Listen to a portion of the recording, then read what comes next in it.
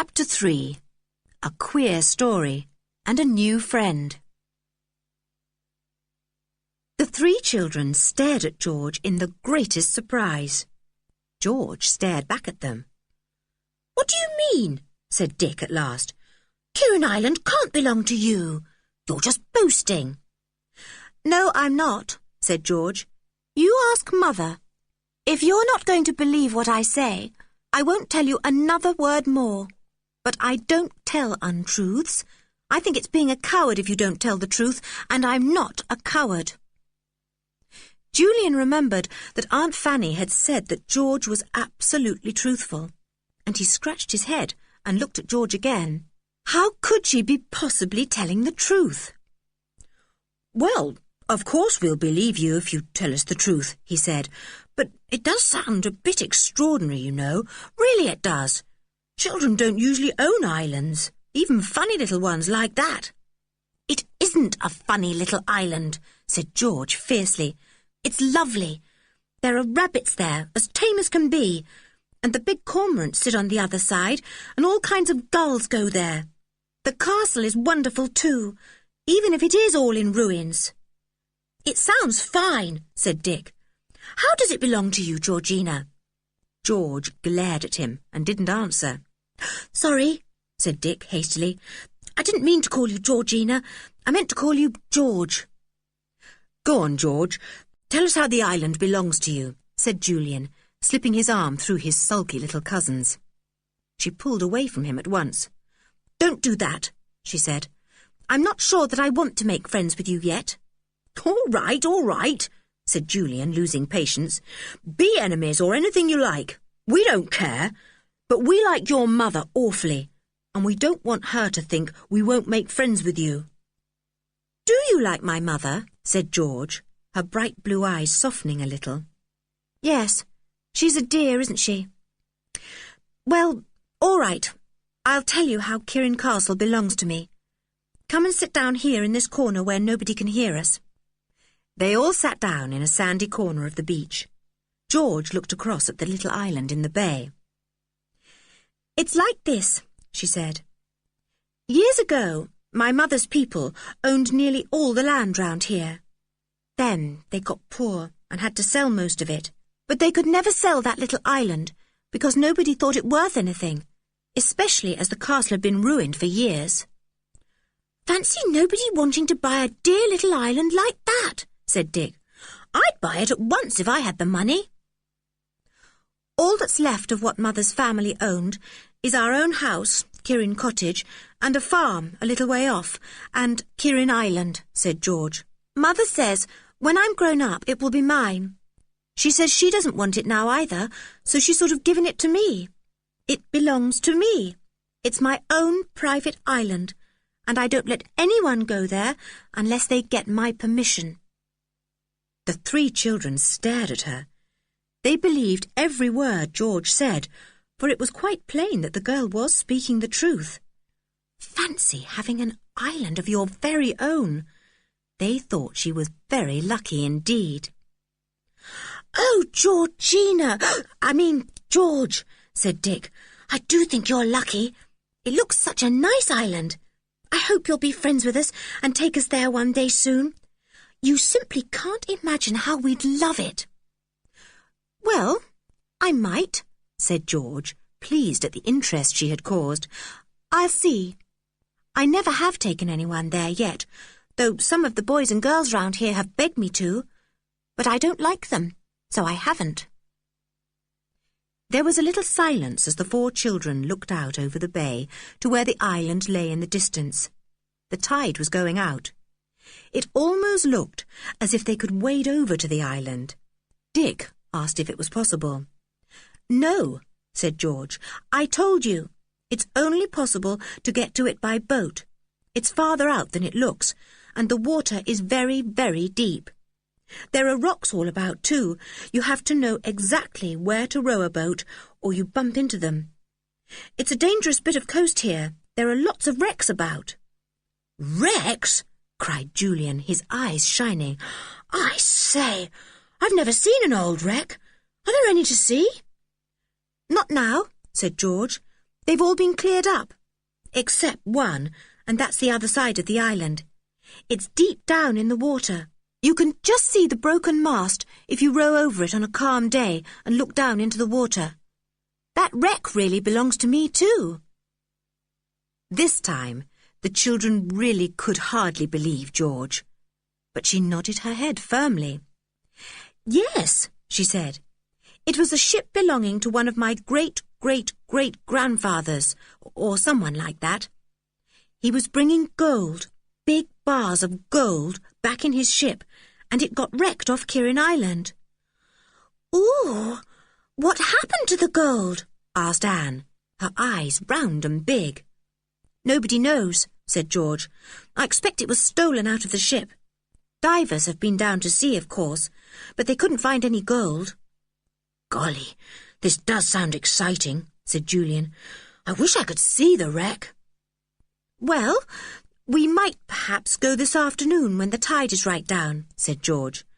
The water is so calm and clear today, we could see a bit of it. Oh, how wonderful, said Anne. I do so want to see a real live wreck. The others laughed. Well, it won't be very alive, said Dick. I say, George, what about a bathe? I must go and get Timothy first, said George. She got up. Who's Timothy? Said Dick. Can you keep a secret? Said George. Nobody must know at home. Well, go on. What's the secret? Asked Julian. You can tell us. We're not sneaks. Timothy is my very greatest friend, said George. I couldn't do without him. But Mother and Father don't like him, so I have to keep him in secret. I'll go and fetch him. She ran off up the cliff path. The others watched her go. They thought she was the queerest girl they had ever known. Who in the world can Timothy be? Wondered Julian. Some fisher boy, I suppose, that George's parents don't approve of. The children lay back in the soft sand and waited. Soon they heard George's clear voice coming down from the cliff behind them. Come on, Timothy, come on. They sat up and looked to see what Timothy was like. They saw no fisher boy, but instead a big black and white mongrel dog with an absurdly long tail and a big wide mouth that really seemed to grin. He was bounding all round George, mad with delight. She came running down to them. This is Timothy, she said. Don't you think he is simply perfect? As a dog, Timothy was far from perfect. He was the wrong shape, his head was too big, his ears were too pricked, his tail was too long, and it was quite impossible to say what kind of dog he was supposed to be.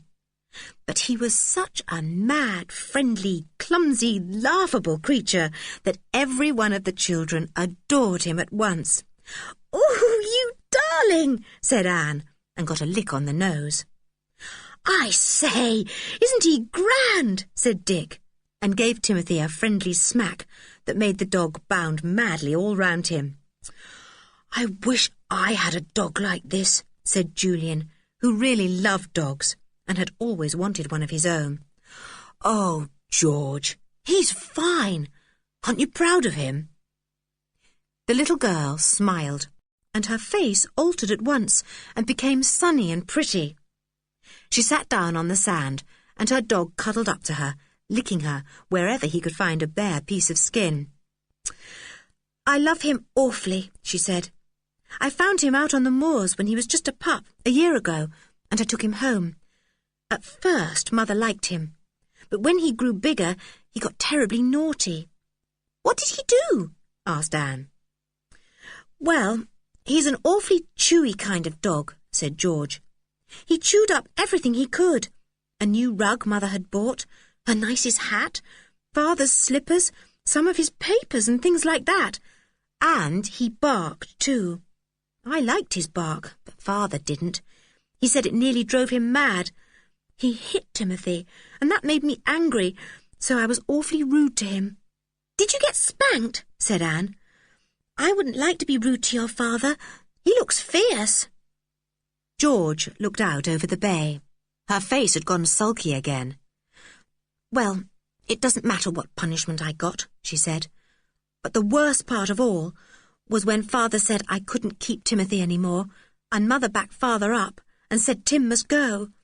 I cried for days, and I never do cry, you know, because boys don't, and I like to be like a boy." "Boys do cry sometimes," began Anne, looking at Dick, who had been a bit of a crybaby 3 or 4 years back. Dick gave her a sharp nudge, and she said no more. George looked at Anne. "Boys don't cry," she said obstinately. "Anyway, I've never seen one, and I always try not to cry myself. It's so babyish. But I just couldn't help it when Timothy had to go. He cried too." The children looked with great respect at Timothy. They had not known that a dog could cry before. "Do you mean he cried real tears?" asked Anne. "No, not quite," said George. "He's too brave for that. He cried with his voice, howled and looked so miserable that he nearly broke my heart. And then I knew I couldn't possibly part with him." "What happened then?" asked Julian. "I went to Alf, a fisher boy I know," said George, "and I asked him if he'd keep Tim for me if I paid him all the pocket money I get. He said he would, and so he does. That's why I never have any money to spend. It all has to go on Tim. He seems to eat an awful lot, don't you, Tim?"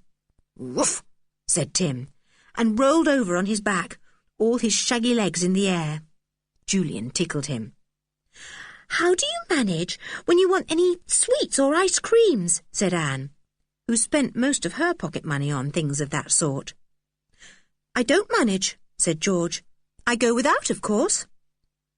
This sounded awful to the other children, who loved ice creams, chocolates and sweets, and had a good many of them. They stared at George. "Well, I suppose the other children who play on the beach share their sweets and ices with you sometimes, don't they?" asked Julian. "I don't let them," said George. "If I can never give them any myself, it's not fair to take them. So I say no." The tinkle of an ice cream man's bell was heard in the distance. Julian felt in his pocket. He jumped up and rushed off jingling his money.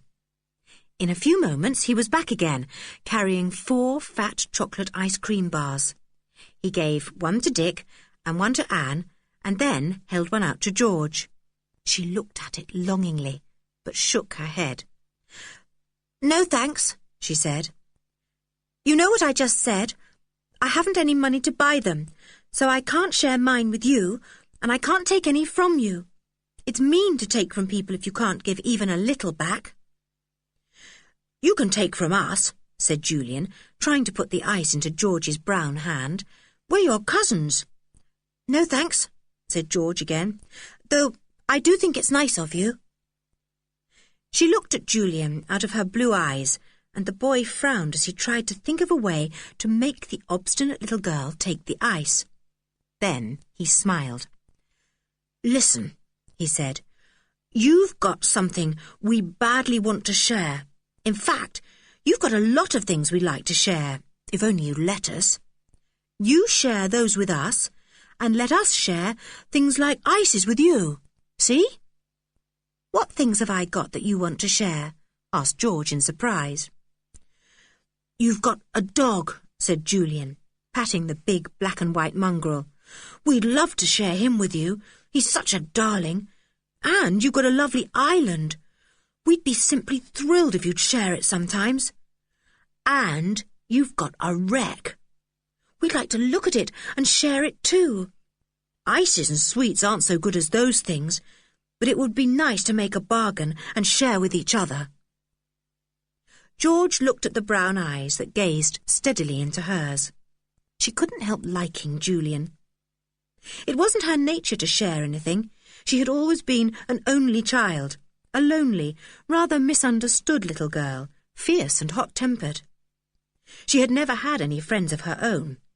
Timothy looked up at Julian and saw that he was offering something nice and chocolatey to George. He jumped up and licked the boy with his friendly tongue.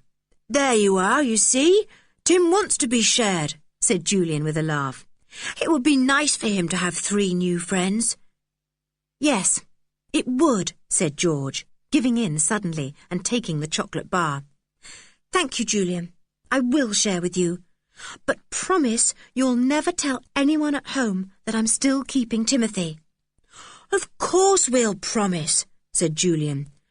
"But I can't imagine that your father or mother would mind, so long as Tim doesn't live in their house. How's the ice? Is it nice?"